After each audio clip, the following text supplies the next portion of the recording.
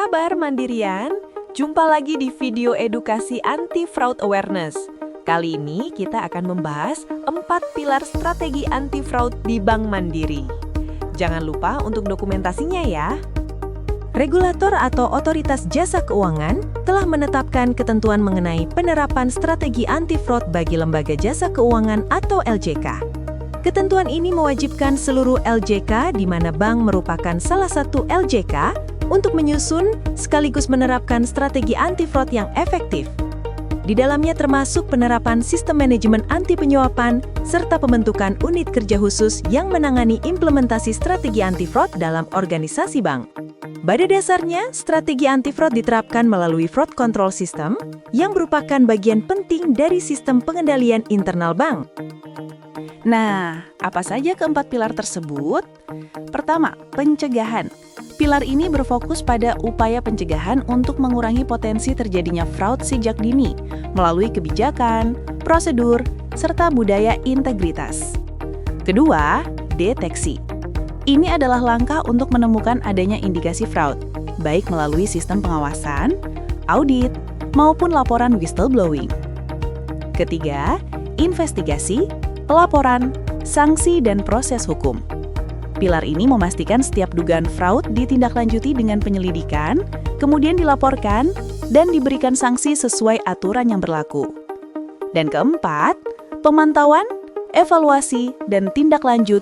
Pilar terakhir ini memastikan evaluasi terhadap kejadian fraud diperbaiki dan ditingkatkan secara berkesinambungan.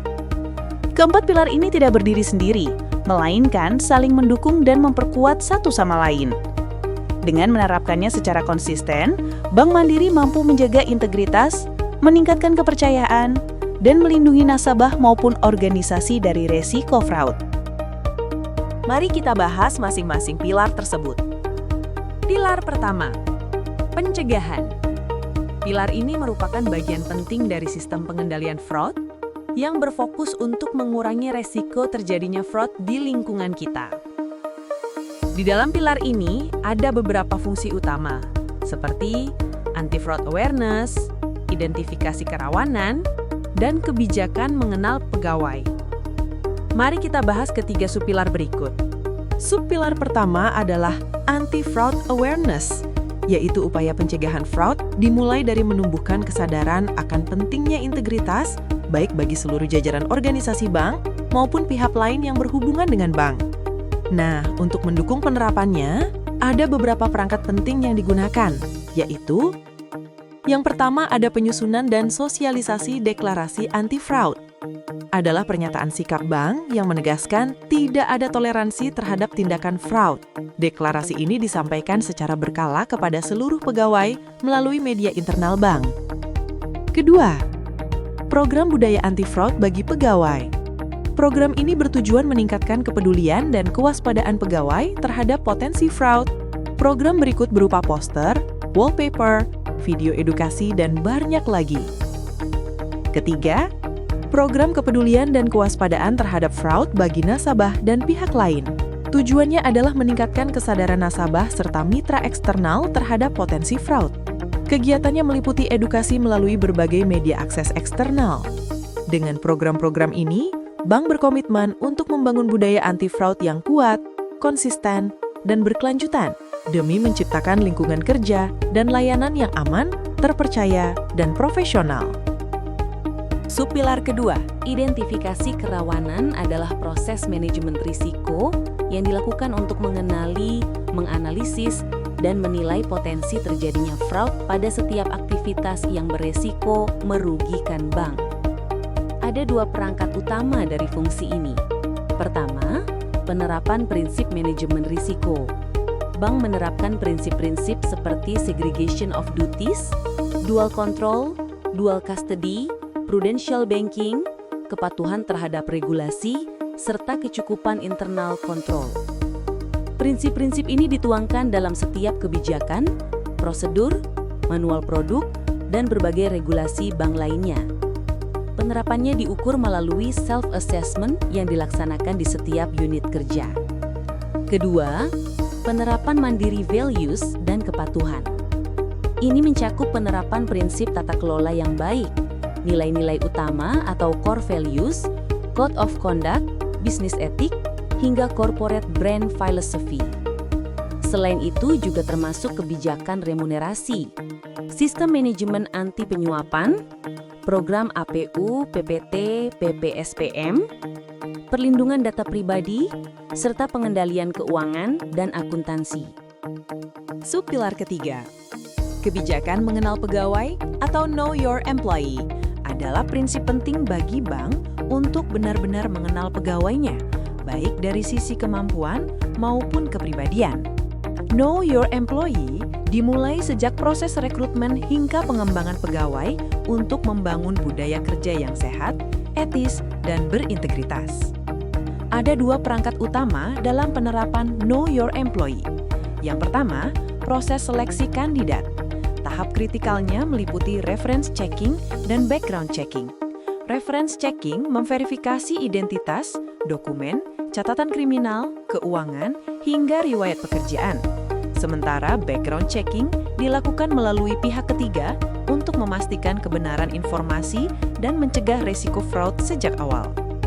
Dan yang kedua, pemantauan karakter dan gaya hidup pegawai. Pimpinan memantau integritas, sikap, relasi, dan gaya hidup pegawai, serta peka terhadap perubahan perilaku, karir, maupun rotasi. Penerapan Know Your Employee juga diukur dengan self-assessment tiap unit kerja.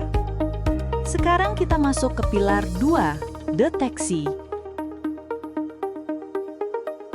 Adalah tanggung jawab seluruh pegawai Bank Mandiri. Pilar ini berfungsi untuk mengidentifikasi dan menemukan potensi fraud melalui beberapa mekanisme utama. Subpilar 1 Whistleblowing System, Letter to CEO atau WBS-LTC, merupakan pengungkapan tindakan pelanggaran atau pengungkapan perbuatan melawan hukum, indikasi fraud atau non-fraud yang dapat merugikan bank maupun pihak yang berkepentingan terhadap bank yang dilakukan oleh pegawai bank. Sistem ini memberi kesempatan pegawai maupun pihak eksternal untuk melaporkan dugaan fraud atau pelanggaran lainnya dengan jaminan kerahasiaan identitas pelapor. Setiap laporan harus memuat prinsip 4W1H, what, where, when, who, dan how. Kedua, Fraud Detection System merupakan sistem yang dimiliki bank yang dijalankan melalui seluruh prosedur operasional serta mekanisme pengawasan secara berjenjang sesuai dengan struktur organisasi, namun tidak terbatas pada penggunaan sistem berbasis teknologi, serta mencakup pencegahan dan penanganan agar kegiatan usaha bank tidak dimanfaatkan dalam aktivitas yang terkait dengan tindak pidana. Sistem berbasis prosedur operasional dan teknologi untuk mendeteksi indikasi fraud baik pada transaksional maupun aktivitas non-transaksional. Ketiga adalah Surprise Audit.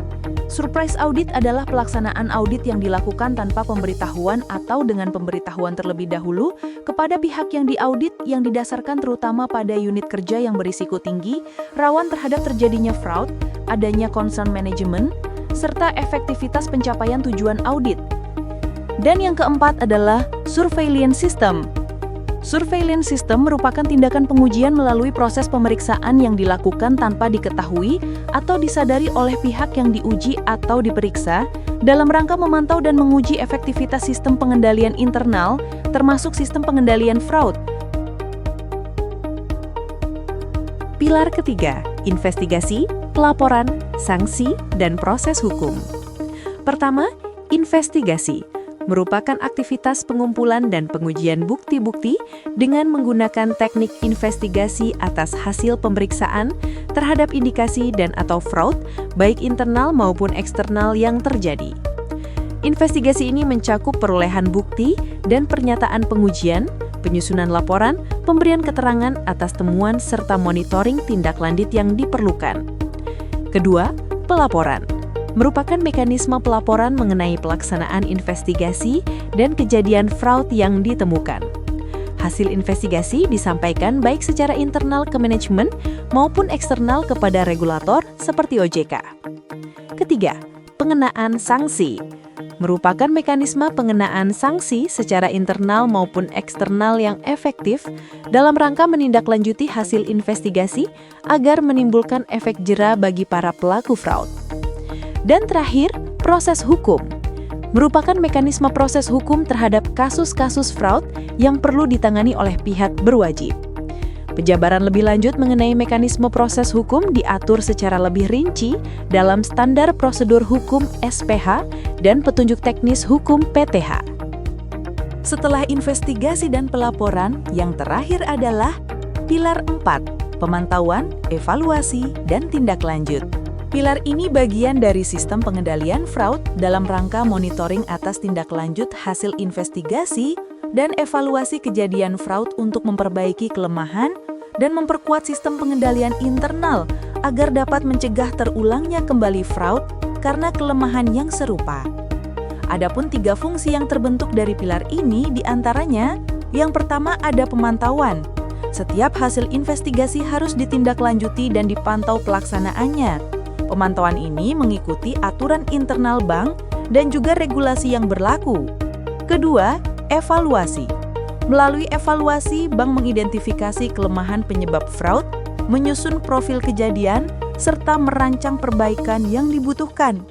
Evaluasi ini juga memanfaatkan data kejadian fraud agar bisa digunakan dalam penguatan sistem pengendalian secara tepat. Ketiga, tindak lanjut. Hasil evaluasi kemudian digunakan sebagai dasar untuk memperbaiki kelemahan sistem, sehingga resiko terulangnya kasus fraud yang sama dapat dicegah.